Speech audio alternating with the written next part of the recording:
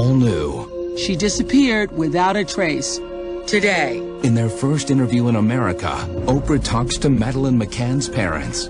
You have been vilified all over the world. What do you want to say about that? Do you think that somebody was watching your family? Will there come a point when you will say, enough? what life is like now without their daughter. Do you believe she is still alive? The new search for Madeleine. Next. Someone, somewhere, knows what happened to Madeleine McCann. It's a story that captured the world and terrified parents all over the world. 2 years ago, little Madeleine vanished on a family vacation in Portugal. She was only 3 years old.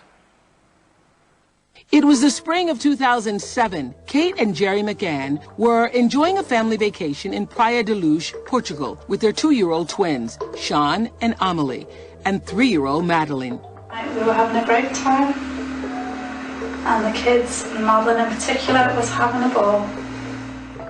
The McCanns were traveling with several other families, and some nights the parents would put their children to bed and meet up at the resort's tapas restaurant, less than 100 yards away. The adults would take turns checking on their children every half hour. It seemed a fairly natural sort of thing to do. It was so close. As you say, you can actually see the apartment.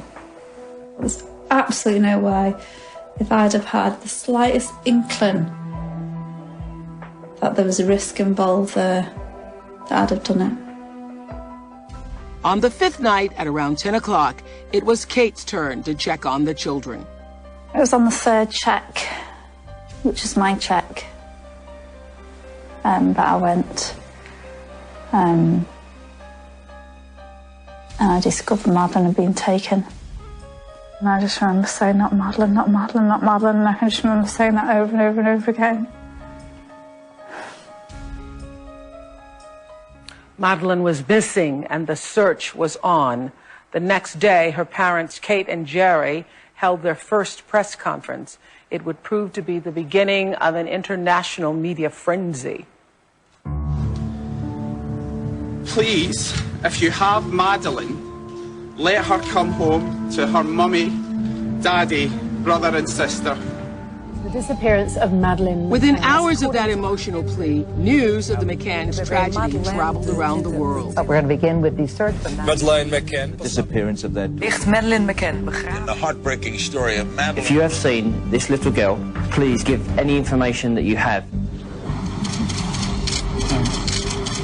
These are actually the pyjamas that Madeleine was wearing when she was taken.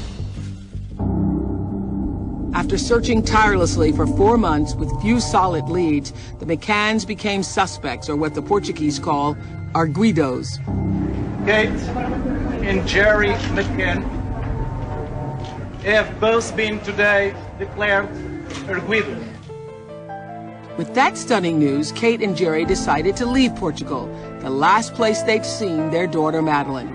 Whilst it's heartbreaking to return to the UK without Madeleine, it does not mean we're giving up our search for her.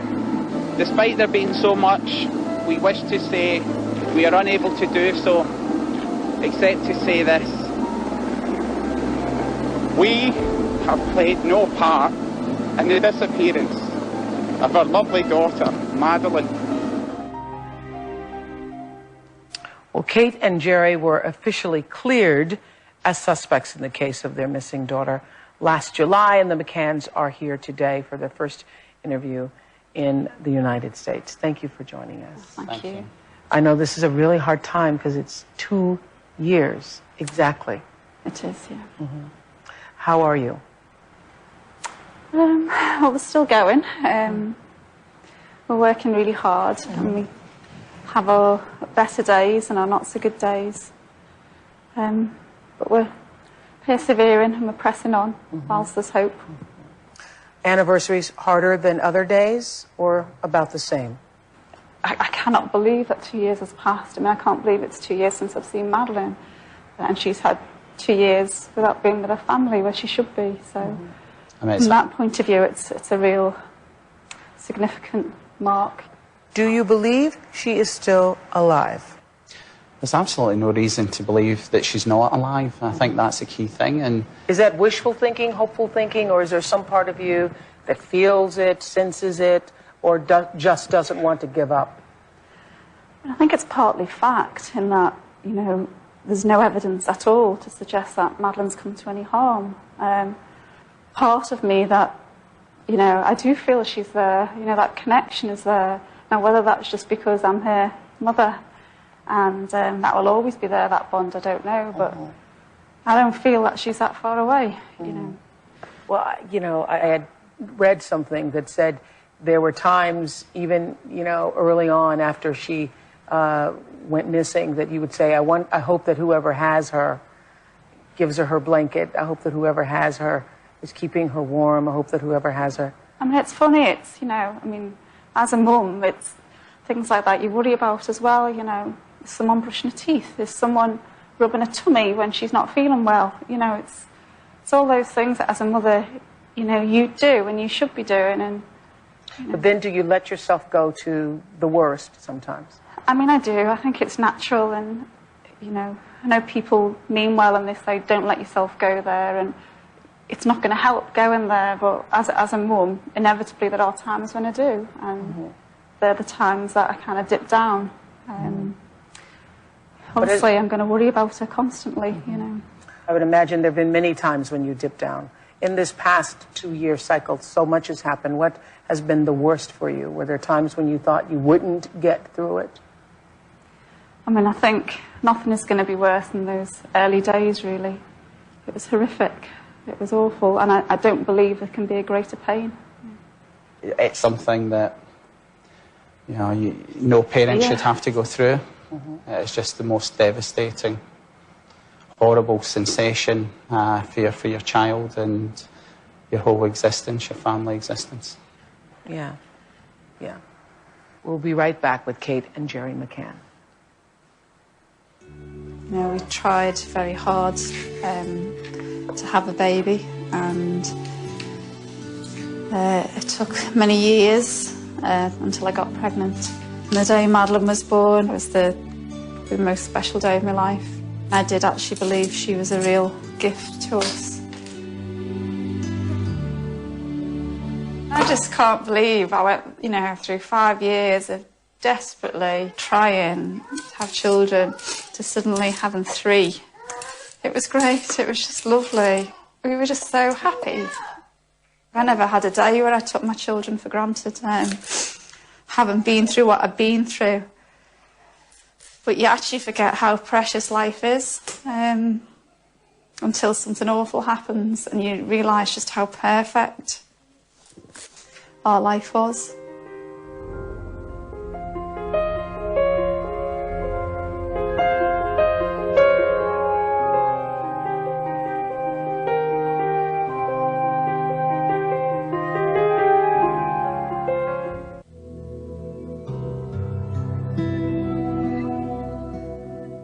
You know, it's only a couple of years since I've seen her, but for someone so young, I just thought she was quite amazing.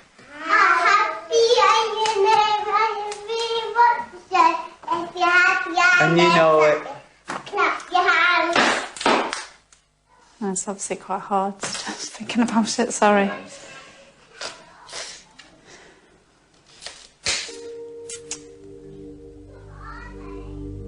She was just really good company, you know, just...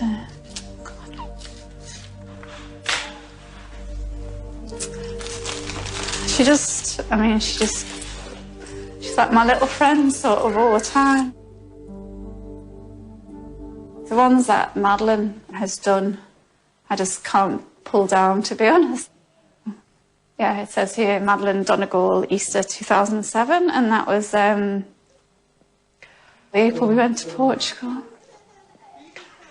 You know, I look back and think, oh, why can't we just rewind the clock? And it takes you back to really happy memories, you know, things that you really enjoyed, and it's just a reminder, really, of what isn't here anymore.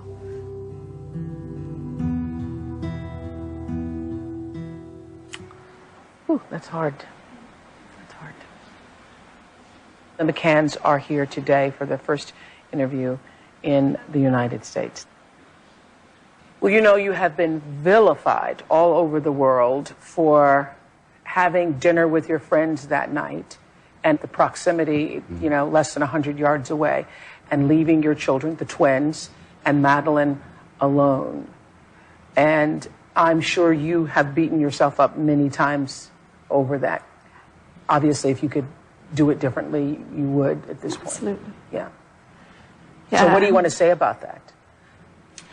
I mean, as you say, you know, I can persecute myself every day about that, and I feel awful that we went there at that minute and somebody took an opportunity to take Madeline.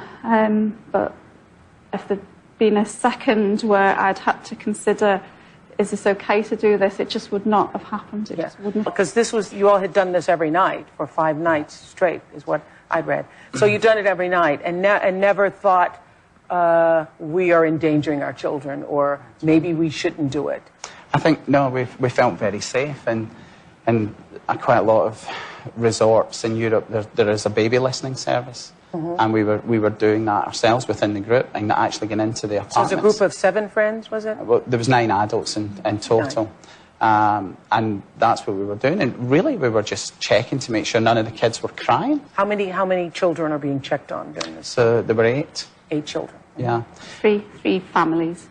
Could I just say, I think the worst thing about, you know, the fact that many people have blamed us and vilified us, and with hindsight, you know, it was clearly a mistake with hindsight.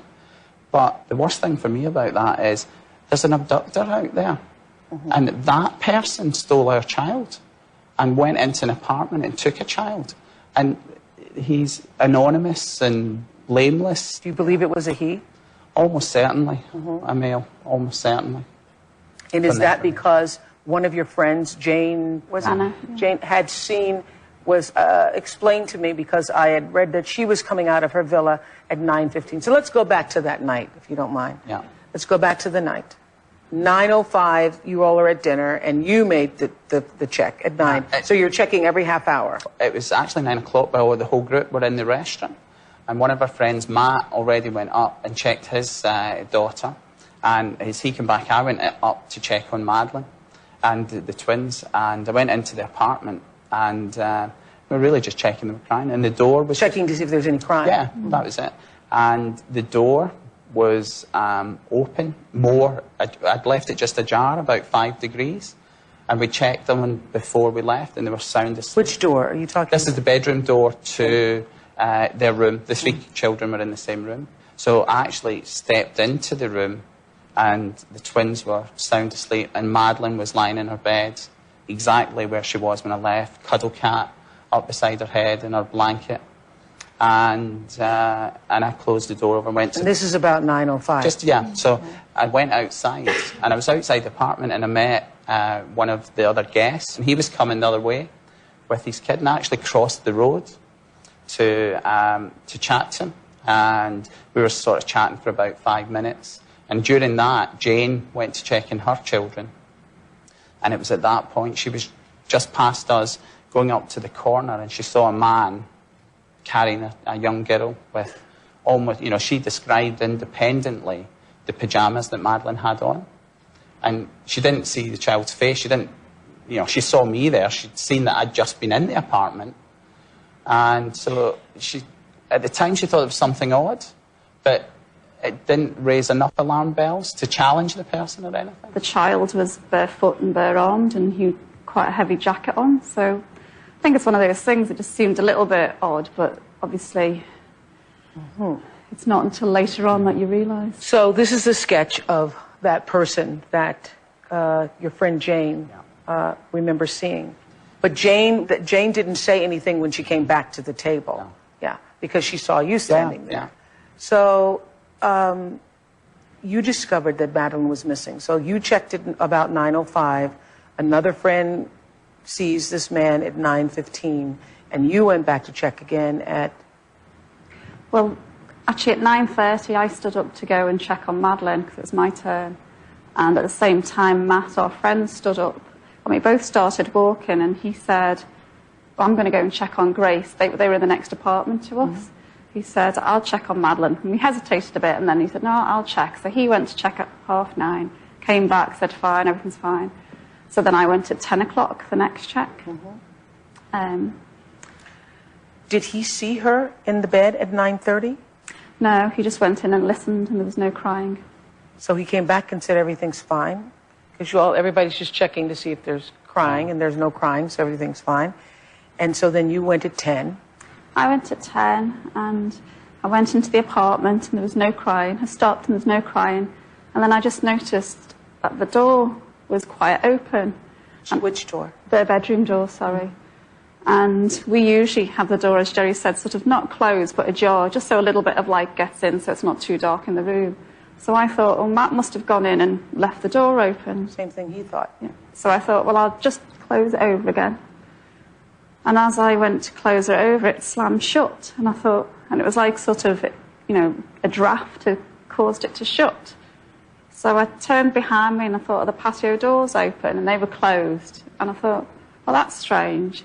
So then I opened the door, thinking I'll open it ajar a bit again. And that was when I kind of looked into the room. And when I just looked, and it was quite dark, and I was just looking at Madeline's bed, and I was thinking, is that her? But I was looking for, why is that Madeline there? And then in the end, I walked over, and I thought, oh, she's not in bed. And then I thought, oh, maybe she's wandered through to our bed.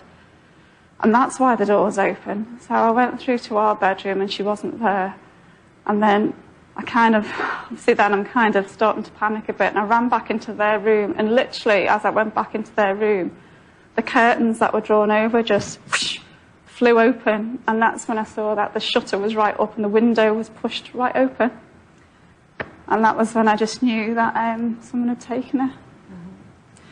So I ran to the window, and I don't know what I thought I was going to see, but I ran to the window, and then I quickly looked through the wardrobes. I had, I suppose, this temporary thought of perhaps she's cowering in a wardrobe or something. Anyway, she wasn't there, and I just ran out. And wardrobe closet? In a closet? Yeah, just in case. I thought, just in case she's hiding or something. I don't know. And then I just went flying out the back door and ran to Gerry, and just as soon as I saw the table where they were sitting, I just started shouting, someone's taken her, Madeline's gone, you know. And, that's how it all started, really. But, yeah. Why did you feel immediately? I'd heard that you'd said they've taken her. Did you say? No, I said somebody's taken her, Madeline's gone. Well, from the way I found the room, it was obvious, because a child could not open those shutters in the window. So it was obvious to me. You know, when she came back and she shouted, someone's taken her, and it was just disbelief. Even at that time, they all jumped up and they were saying, Kate, don't worry, she's fine, she'll be there. And I said, she's gone, someone's taken her, you know. It was just like... And the way the room was... disbelief, you know. You know, the way that window was, and the shutter up, and the window open. There's no way Madeline could have done that at that age, and it was just terrifying. Madeline was almost, as they said, 4. Her 6th birthday will be May the 12th. And recently the McCanns had this age progression done by the National Center for Missing and Exploited Children, with the hope that the search for their daughter, Madeline, will continue. Here's what 3-year-old Madeline looked like when she disappeared, and here is what experts believe that she would look like today. Almost 6. On May the 12th is her birthday.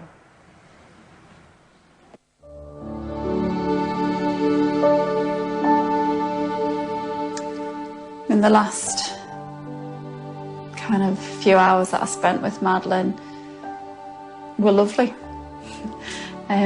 She was really tired, very, very tired. After she'd had dinner, we went back to the apartment, bathed all the kids, and then we sat on the couch and we read some stories and had a few little treats, and we were all cuddled in, and it was nice. It was warm and loving, and and I can remember it quite vividly. Yeah, I can visualise it as I'm speaking. Well, 2 years ago, Madeleine McCann vanished while on vacation with her family in Portugal.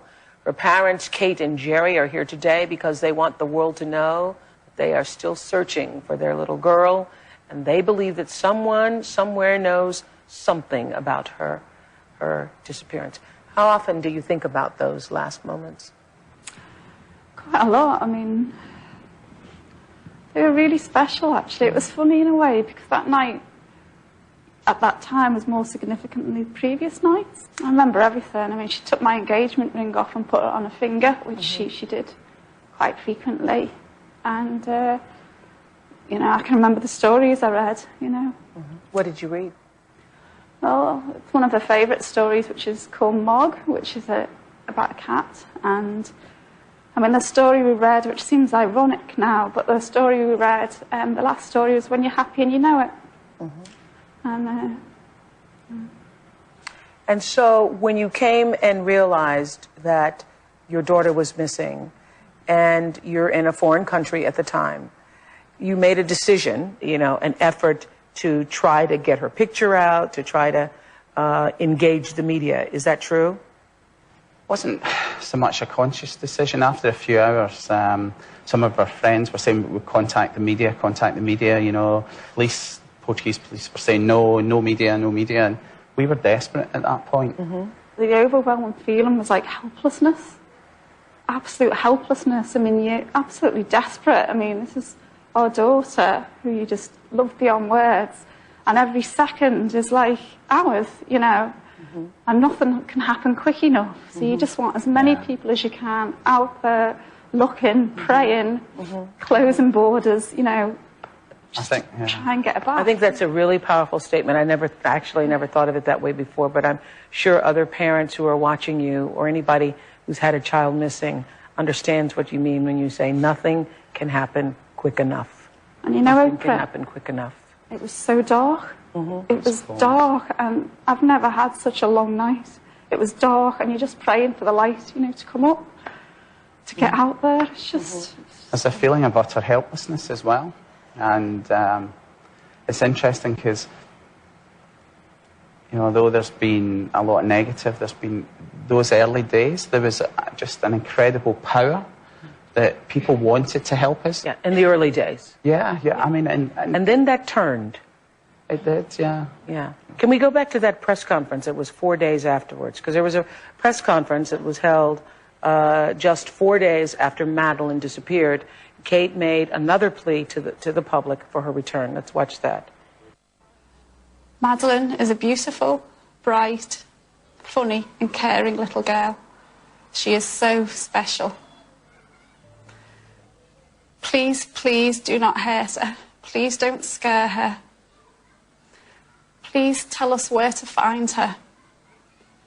Or put her in a place of safety and let somebody know where she is.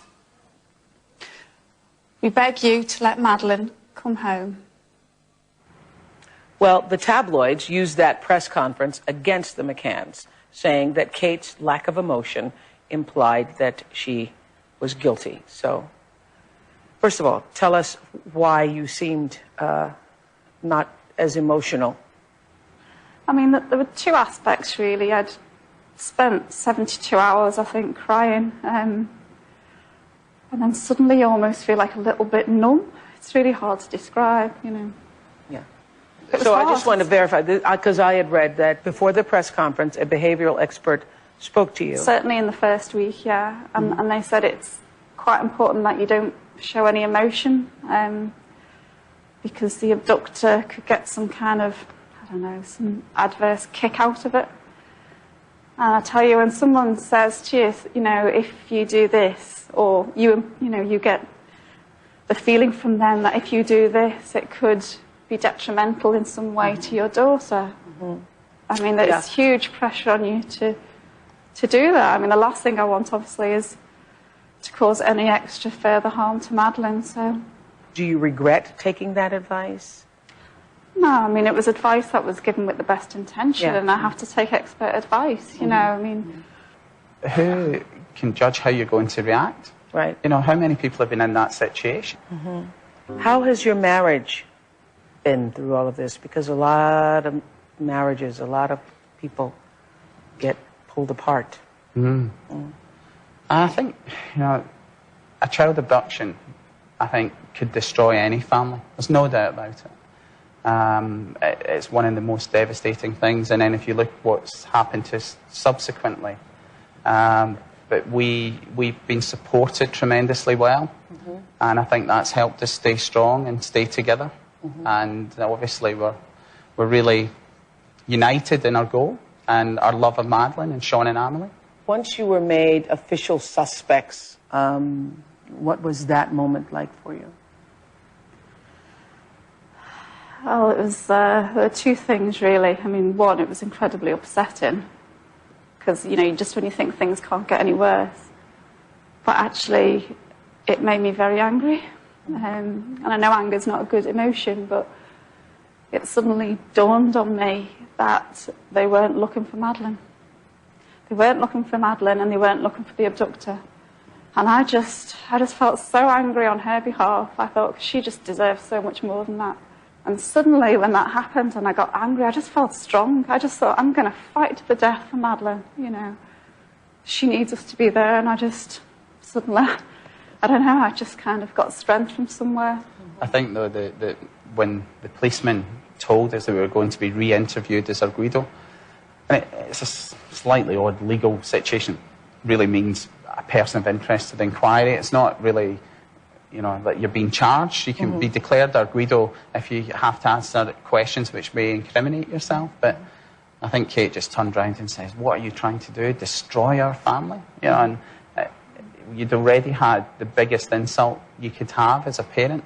And then to be accused, or it suggested that you were involved in your own daughter's disappearance, that was pretty bad. And then there were the hurtful rumors that you drugged Madeleine, or that you gave her sedatives, that you accidentally caused her death. I mean, we know it's all lies. You know, it's just nonsense, you know. There's not people can have theories, and that's all it is. There's no evidence to support any of that, and it's absolutely ludicrous, you know. And Did you understand at first, though, because in our country, I don't know, obviously you've heard of the Susan Smith case, which was over 15 years ago, a woman who stood up and claimed her children. And I think that's what changed the way everybody thought about child abduction, particularly in our country, after Susan Smith lied in public, and it turns out she's the one who put her children in the lake. It was interesting, though, because Kate's aunt, who lives in Vancouver, she was talking about when we'd been accused of having lack of emotion, and she cited this woman's case and saying she was screaming and wailing and bawling, you know, and you think, you know, that doesn't mean anything, you know, it doesn't mean anything. It was, and it's quite hard, you know, you just deny things, and it's like, well, you know, does a denial change anyone's mind? And it's quite hard, you know, once you've been smeared like that, it's actually, how do you prove a negative? How do you prove innocence? Yeah. Her birthday is May 12th. And will you celebrate that birthday? Will there be an acknowledgement of that birthday? We haven't planned anything yet. Certainly last year, we had a party, just close family. And we had a birthday cake, and Sean and Amelie knew it was Madeleine's birthday. And do they remember her? Oh, yeah. They're amazing, honestly. They're four now. They're four. Yeah. I mean, it's hard because they're older than Madeleine was when she was taken now. But those days when when things are really bad and you just want to crawl under a rock and just say, make it all go away, Sean and Amelie will just come out with something like, when Madeleine comes back, I'm going to give her this. And they talk about her all the time, you know, she's a big part of their life now. And you just think, you know, if Madeleine walks through the door, if we find Madeleine today, for Sean and Amelie, it'll feel like she'd never been away. And that, when you're really struggling, they just give you that energy and drive to carry on. And I suppose it's like one of the things we're saying a lot just now is we can't give up, never give up in Madeline. So when you think of her, though, do you think of her as her almost 4-year-old self, or do you think of her as the photo? Let's show the photo again of what we believe she would look like today. Do you think of her as being her? No, I mean, I think of her as she was, really, because that's the Madeline that we know, and that's the Madeline we have memories of. And, you know, the pictures of when she was nearly 4 tell a story. You know, we can relate that picture to our time with Madeline. I don't actually know this little girl, you know. But if she came back, oh yeah, you'd be willing to, yeah. I'd know her. If she went past me, I'd know her for sure. But, yeah.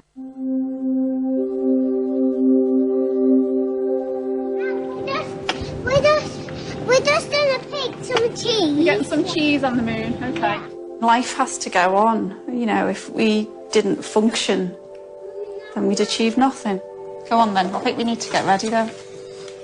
If I was so consumed with the pain and grief, then, you know, I wouldn't be doing my job as a mother for Sean and Emily and not for Madeline. You know, we still need to find her. It's those times that obviously all the emotion comes flooding out, and whilst that is important, you couldn't do it all the time. So yes, you know, meals have to be cooked, washing has to be done. Bedtime.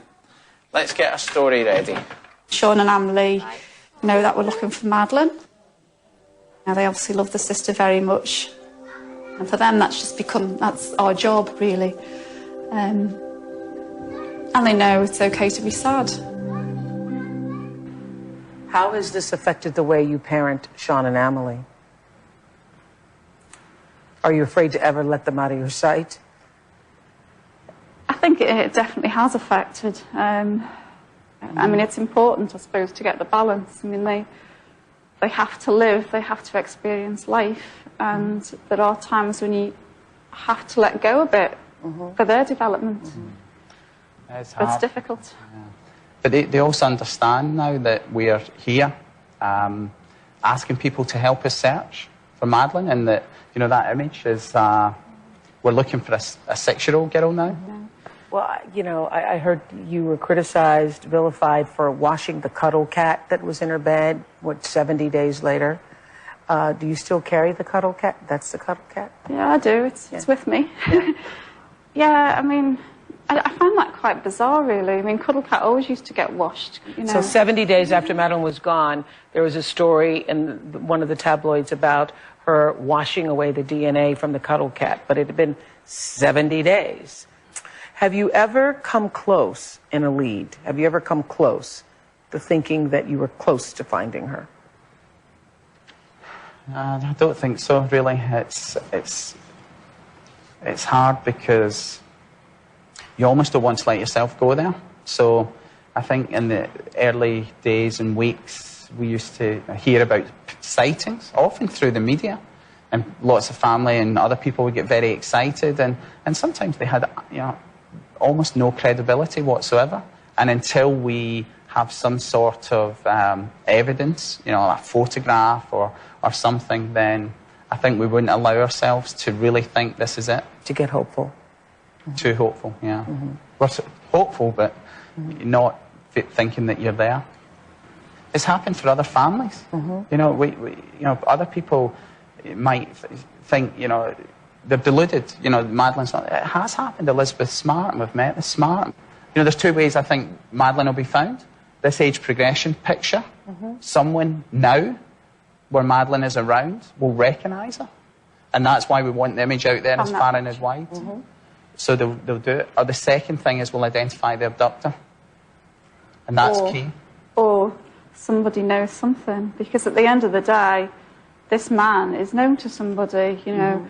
He's someone's son, someone's brother, someone's cousin, someone's neighbour, someone's colleague, someone's partner. So he's known to someone. And even if these people don't know that he definitely did it, they might have a suspicion. And it's just, I guess, somehow reaching out to them and saying, please, come forward, you know.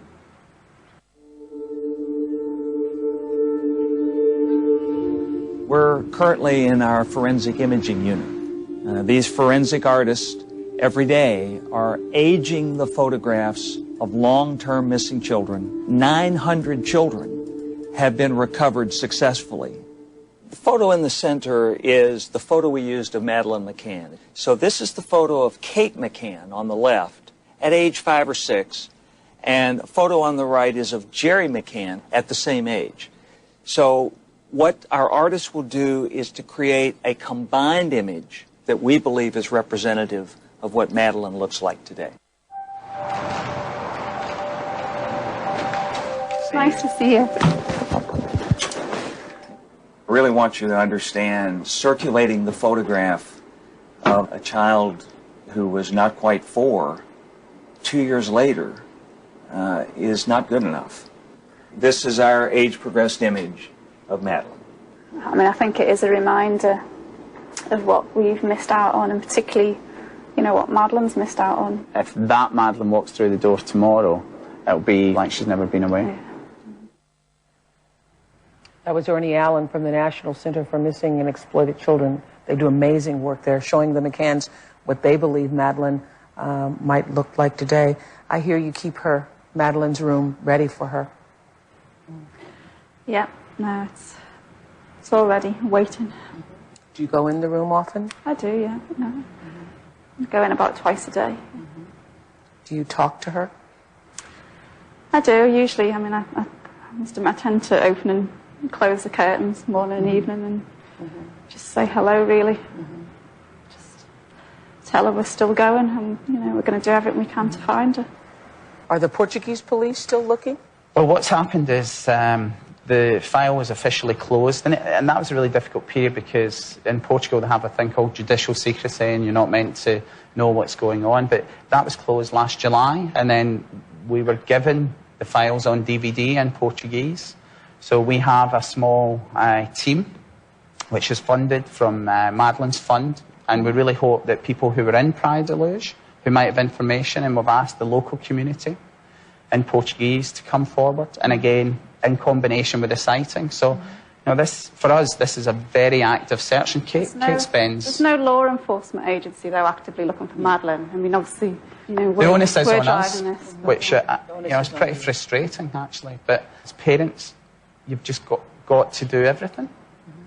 So have you gone back to work?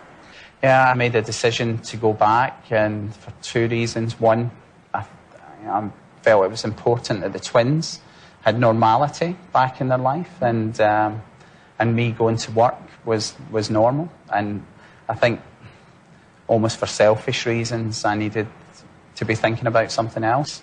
Yeah. Will there come a point when you will say, enough? I mean, I think even if you wanted that, and there are days where you just want to get under the duvet, or I just want to be in a coma till it's over, just to relieve the pain and get some peace, but you can't. I don't think they'll ever get a day if we're still in this situation where we feel we've done everything. I don't think any parent could, even if you were thinking, I need a rest, I need some peace. Do you think that somebody was watching your family? I do now, yeah. Yeah. You think somebody was watching you over a period of days, or? Yeah, which is horrible. I mean, it makes you feel sick, actually, when you think about it. But, yeah. What do you want to say to that person? It's not too late to do the right thing. You know, they can give her up. They can tell us where she is. They can hand her over to a priest or someone in authority. They can do the right thing. Madeleine should be with us. Madeleine should be with her family. She's got a little brother and sister who want her back in her life, you know, and please, you know, if you don't want to think about Gerry and I, think about Sean and Emily, you know, and bring their big sister back, you know.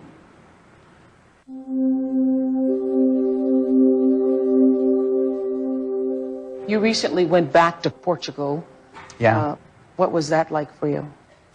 It's difficult, but, you know, I feel nothing against Praia da Luz or the Algarve as such, because child abductions happen all over the world, and it's the perpetrator, and we don't know where that person is, rather than the apartment or the resort or Portugal. Or the people of the town? No, yeah. not at all. And they were really supportive. You're right. Abductions happen all over the world. That's right. And I think, you know, the best thing for everyone is if we can find Madeleine and who took her. Thank you so much. Thank you. For this conversation today. Thank you. Thank you for the opportunity. And listen, it has happened before. Yeah. It has happened before. And so I wish the best for you. Thank you. If you have any information, if you're watching anywhere around the world, go to findmadeline.com. Findmadeline.com. Bye, everybody. Thank you. Thank you. Thank you. Já a seguir a série Mentes Criminosas.